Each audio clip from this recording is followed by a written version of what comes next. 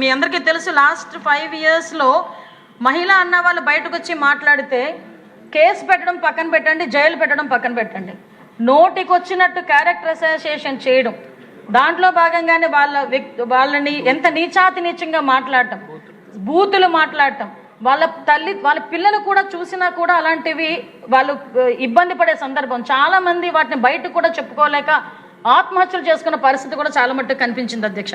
అటువంటి పరిస్థితి నుంచి ఈరోజు ఉమెన్ సేఫ్టీ అనేది కావాలి.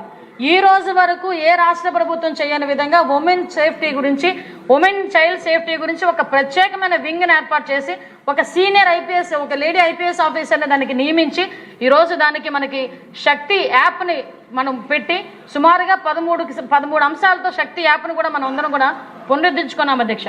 ఎందుకంటే అధ్యక్ష ఈరోజు దీంట్లోని దగ్గర సేఫ్ ట్రావెల్ కానీ, రిపోర్ట్ మిస్సింగ్ చిల్డ్రన్ కానీ, రిపోర్ట్ ఇల్లీగల్ యాక్టివిటీస్ కానీ, ఫ్యామిలీ కౌన్సిలింగ్స్ కానీ ఇలాంటివి చూసుకుంటే అరౌండ్ దగ్గర 13 ఐటమ్స్ ఉన్నాయి అధ్యక్ష.